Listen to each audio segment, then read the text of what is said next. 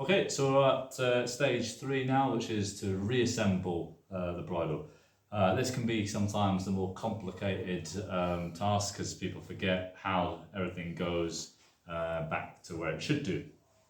As you can see, what I've done here is I've laid it out in order so that I remember which bits of kit I need to put on first and what I need to put on last. So what I've done here is I've put my headpiece or head strap there, my brow band, cheek pieces, my noseband and cavesson, bit, reins, and then finally the martingale. So then I know which order I'm going in.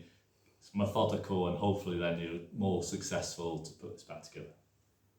Okay, so I need to grab the headpiece. The thing I need to be mindful is when I put the brown band, I need to make sure it's facing in the right direction. How do I know it's facing in the right direction? Well, you have 2 straps, okay? Normally the thicker strap is where the cheek pieces go on, and the thinner strap is where the throat lash. If you think if the horse's head's facing that way, the throat lash should be always towards the back of the horse, yeah? So that way I know that the brow band should, in fact, face that direction, not that direction, okay? Now to put the brow band on, I don't want to do it on the right hand side because it's really hard to get through the buckle of the throat lash. I need to do it from the left hand side. And all I'm doing is I'm feeding it through like that, and the other part will then feed through so it faces that direction. So as I do that, I'm going to feed it through the 2 straps through the brow band, and again feed through the brow band the other end.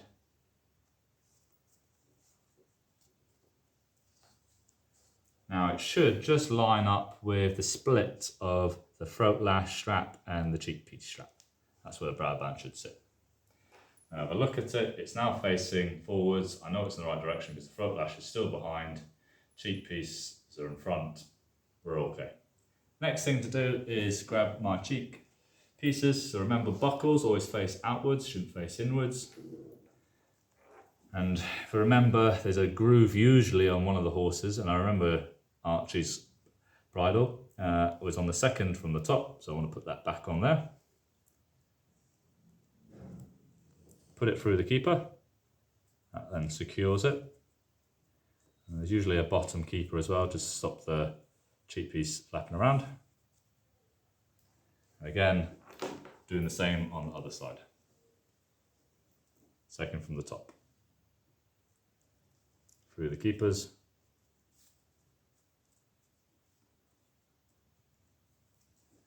There we go. So at this stage, that's what it should look like.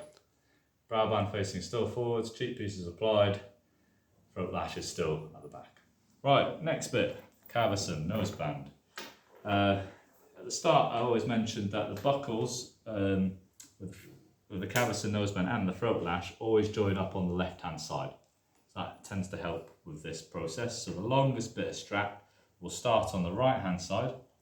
I'm going to feed it behind the brow band, which goes through behind here. It's going to go up and around the top of the headpiece and then back through the other end of the brow band. So up through the brow band where the hoe is, feed it through, underneath the headpiece and back through the other side, like so. You'll then want the other side of the cavesson noseband buckle to join up, finding where the groove is, second from the top.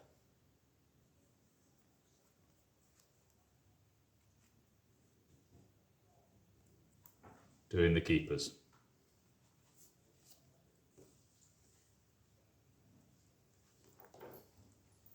Now you can see it's looking a little bit more kit on it. The noseband should always sit in the middle, shouldn't sit on the outside. So then you know that's correct. Now sometimes people hate this, it gets in the way. If people want to get it out of the way, you can just do like the throat lash, just so that strap is out of the way. It's just, for me, sometimes it helps. Others it doesn't have to, but again, it just is a way that you know that it's sorted and it's joined up. So next bit is the bit. Now we need to make sure the bit's put on correctly. And the way we do that is by looking at if it's smiling. And the way we call smiling is the bit closes nicely together, that's what we call smile. If it's the wrong way around, it doesn't smile, it's like an upside down smile. Yeah, it creates that nutcracker effect onto the tongue. So you can imagine the tongue was sitting there, it caused a pinching action, which would be quite painful for the horse. So again, always looking, should smile and close nicely. So again, making sure that that is the case, grab one side. You're then going to grab your bridle and grab the cheek piece closest to me. So I've got the left side, should be the left. Grabbing it, it's going to go through the loose string part. This is why I call this the billet. Feeding it through. Now the billet's a little bit tricky. So what I tend to do is push it right the way through. You then need to feed it through the other side of the keeper. It's really important, because otherwise if you put it through the hole, you've got to then try and squeeze it through. That's difficult. So as you can see, I'm pushing it, feeding it through, leveling it with the buckle in the hole, which might be hard to see. And as I get there, I'm then going to press it down. As you can see, the buckle then pops through. And as it's popped through, I then pull back, and you'll see it clasp and hook onto the end of the leather. That then prevents it from coming through. So then you see it dangling like that. And then grab the right side so that it joins up with the right side of the cheek piece. So again, making sure it's not twisted. Feed it through the other side of the keeper. Find where the buckle leaves the hole, level of the hole. And as it does, I just need a little push down. As it pushes down, you can see the buckle head come through and the clasp. And as I pull it back, it then locks into place and it's then secure. Before I move on, I just want to double check, is the bit smiling, the loosening snaffle bit? And it is. You can see it's closing nicely, it's not got that nutcracker effect. I'm then confident that's the right direction. Okay, the reins.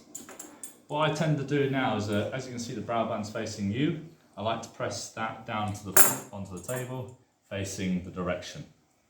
The reason I do that is when I put the reins on, it's like I'm riding on the horse. I can sort of visually see it.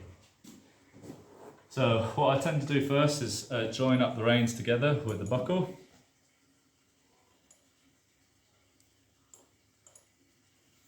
What I like to do is put this over my neck and head. That way I can just visually see it a bit better. So I want to make sure there's no twists. And you can see the buckle here is got to go through the loose string snaffle. Importantly, it's got to go inside to out, so the buckle's then facing outwards. I don't want the buckle facing inwards, yeah, because that causes rubbing. It needs to go outwards, so it's not going to rub the inside of the skin, it's going to face the outside of the skin.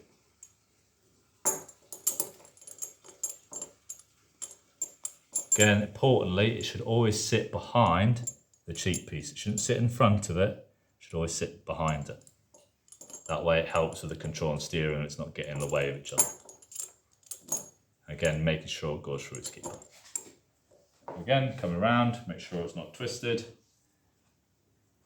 Making sure it sits behind the cheek piece. Buckle facing outwards.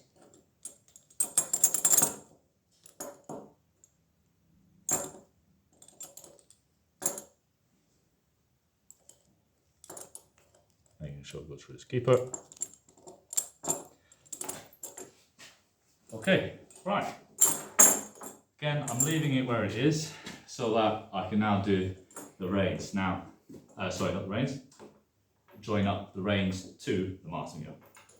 So again, buckle, strap, the next strap needs to be joined back up. Usually it's been left on a setting that tends to be preferable, but it doesn't matter too much. What that does is it just, if you imagine that goes over the neck, it sort of sets the height of the bib martingale in terms of the chest. Some people like a tight neck strap so it's quite secure, some people like a little bit looser so that they can get their hand in and still manoeuvre.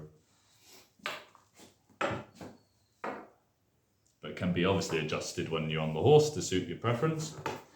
Again, I like to put this over my head and neck. Bib should all, so like imagine it's facing up forwards, rings. Again, some people can put them going different directions.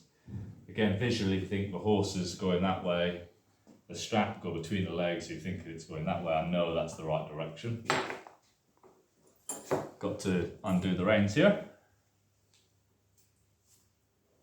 So do it one at a time so it doesn't get complicated. I want to go up through the ring. I don't want to twist it, go the wrong direction, I need to go up and through. Like so. And it goes through the rubber, and onto the leather. Place that to the left so it's out of the way. And again, grab the other side of the ring, go up and through the ring. It's not twisted, get in the way. And then I'm going to join up my reins to secure them together. And that is how you assemble a bridle correctly. But before you do that, we need to secure it together so it's not getting tangled up. So from the previous video routine of the tack untacking, you basically want the reins to go through throat lash first, then the neck strap, then the bottom part of the martingale, going through there, and then joining back up to the throat lash, securing it together, and there you go. You now have a clean bridle, safe to use, looks smart and presentable, and hopefully going to last much longer than you just leaving it to weather and get damaged. All right, thank you.